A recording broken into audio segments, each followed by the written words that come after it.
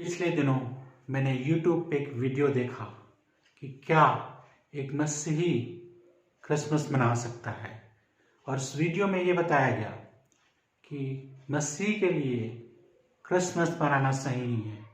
और उसके इतने सारे व्यूज़ हुए, इतने सारे लोगों ने लाइक किया। उस बात ने मेरे मन को उत्साहित किया कि मैं आपके लिए एक वीडियो बनाऊं जो इस शिक्षा को पूरी तरह से दे कि क्या एक मसीही होने के नाते हम क्रिसमस मना सकते हैं कि नहीं मना सकते।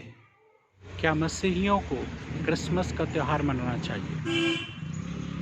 इस उत्तर को जानने के लिए हम इस समय आज हम देखेंगे दो तरह के विश्वासी या कलीसिया पाए जाते हैं। पहली तरह की कलीसिया वे हैं और पहली तरह के विश्वासी वे हैं जो इस बात को नहीं मानते कि हमें क्रिसमस मनाना चाहिए। वे क्रिसमस मनाने का विरोध करते हैं और इसका पीछे सबसे बड़ा रीज़न वो देते हैं कि कोई भी व्यक्ति श्योर नहीं है कि 25 दिसंबर को प्रभु यीशु पैदा हुए थे। इसलिए जब हम उसके बारे में श्योर नहीं हैं तो क्यों हम 25 दिसंबर को क्रिसमस मनाएं। ये पहला ऑब्जेक्शन उनके जीवन में होता है। दूसरा ऑब्जेक्शन उनके जीवन में ये होता है कि वे इस बात को मानते हैं कि मसीह जीवन महत्वपूर्ण है। खाना पीना नाच गाना ये सब चीज़ महत्वपूर्ण नहीं है। त्यौहार मनाते हैं जब इस तरह की चीज़ें होती है और ये हमारे जीवन के लिए उतना महत्वपूर्ण नहीं है कि यीशु का जो है मृत्यु जो है वो महत्वपूर्ण है, लेकिन उसका जीवन और इस संसार में आना वो उतना महत्वपूर्ण नहीं है। उसका जन्म जो है इतना महत्वपूर्ण नहीं है। वे इस बात पर विश्वास करते हैं। इतिहास में क्रिसमस मनाने का जिक्र सबसे पहले हम 25 दिसंबर 336 को हम पाते हैं। सबसे पहले क्रिसमस की शुरुआत राजा कॉन्स्टेंटाइन के द्वारा किया गया। उससे पहले के इतिहास में हम किसी तरह से क्रिसमस मनाने का जिक्र हम नहीं पढ़ते हैं। उससे पहले कलीसिया भी इतना ज़्यादा सताव था कि वे किसी तरह के समारोह को नहीं मना सकते थे। लेकिन जब कॉन्स्टेंटाइन राजा प्रभु यीशु मसीह को ग्रहण किया, उसने मसीहियत को एक राज्य धर्म के रूप में घोषित किया और सबसे पहले क्रिसमस की शुरुआत 25 दिसंबर 336 को हुआ। क्रिसमस 25 दिसंबर को ही क्यों? इसके पीछे कुछ कारणों को हम देखते हैं। सबसे पहला जो ट्रेडिशन के अनुसार ये माना जाता है कि स्वर्गदूत ने जब मरियम को दर्शन दिया वो 25 मार्च का समय था। हम देखते हैं कि किस तरह से जिब्राइल स्वर्गदूत मरियम के सामने उपस्थित हुआ और उसने इस बात को बताया कि वो कुंवारी गर्भवती होगी और एक पुत्र को जनेगी जिसका नाम यीशु रखा जाएगा। और आज भी कलीसियाओं में ट्रेडिशन के रूप में 25 दिसंबर को ये चीज़ मनाया जाता है। दूसरा एक और ट्रेडिशन के विषय में हम देखते हैं, वो है त्यौहार के विषय में। एक और त्यौहार के विषय में देखते हैं, वो है जो त्यौहार जो यहूदी लोग आज भी पूरी दुनिया में मनाते हैं, उसका नाम है हनुका। ये त्यौहार ज्योतियों के पर्व के रूप में मनाए जाते हैं और स्वयं प्रभु यीशु मसीह इस ज्योति के पर्व में हम यीशु को पर्व मनाते हुए हम देखते हैं। हम देखते हैं कि किस तरह से जो है एक त्यौहार था जो है मंदिर के रीडेडिकेशन के रूप में जो मनाया जाता है। और ये जो यहूदी कैलेंडर के अनुसार किस्लेव महीने के 25 तारीख को आता है, जो लगभग दिसंबर के महीने के में आता है। इस तरह से हम देखते हैं जो किस्लेव महीने के 25 तारीख को ये मनाया जाता है और दोनों का जो महीने का लगभग डेट है दिसंबर के आसपास है। तो ये दोनों ही रीजन हम देखते हैं, कारणों को देखते हैं कि 25 दिसंबर को सेट किया गया।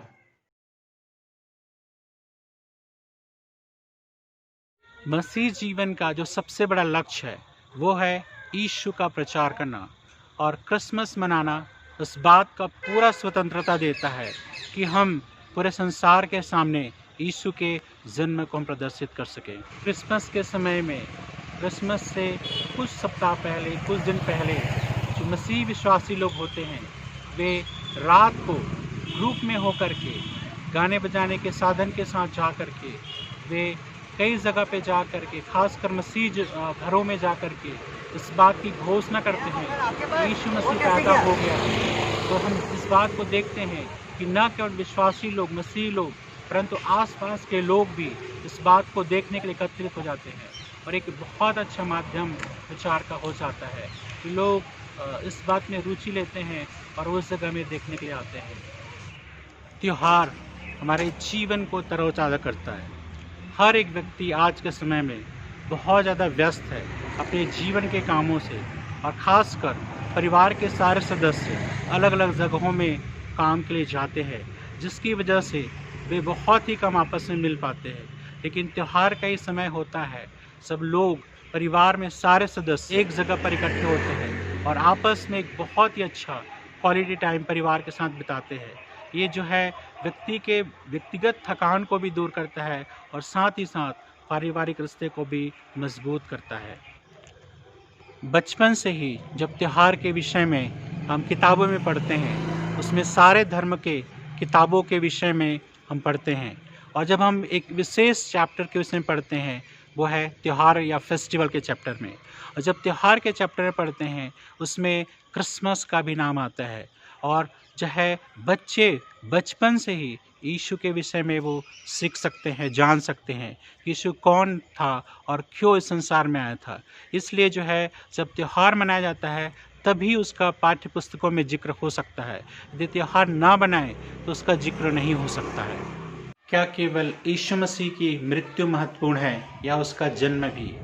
हम पाते हैं बाइबल में कि यीशु मसीह के जीवन के विषय में 4 सुसमाचार लिखे गए हैं, और उसमें से 2 सुसमाचार प्रभु यीशु मसीह के जन्म के विषय में विस्तार से वर्णन करते हैं। न केवल यीशु मसीह की मृत्यु परंतु उसका जन्म भी उतना ही महत्वपूर्ण है, और लूका रचित सुसमाचार वर्णन उसके जन्म का छोटा छोटा डिटेल भी हमें देता है। क्रिसमस में विभिन्न समाचार पत्र, इलेक्ट्रॉनिक मीडिया, प्रिंट मीडिया यीशु के जन्म के विषय में लेख लिखते हैं और यीशु के जन्म के विषय में वीडियो बनाते हैं, और समाचार माध्यमों के द्वारा भी उसका प्रसार होता है।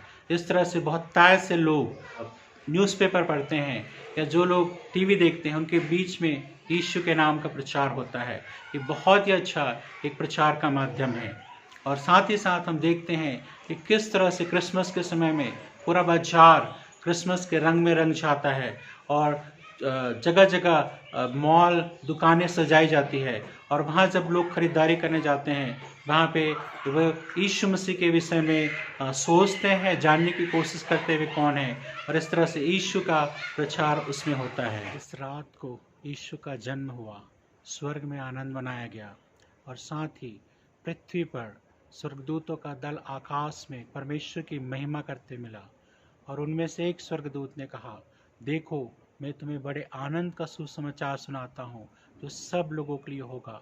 ये संदेश सबसे पहले उन चरवाहों को दिया गया जो रात में अपने जानवरों का, भेड़ बकरियों का पहरा दे रहे थे, और यीशु का जन्म रात में हुआ और खुशियाँ मनाई गई, और यीशु के जन्म को सेलिब्रेट किया गया सबसे पहले स्वर्गदूतों के द्वारा।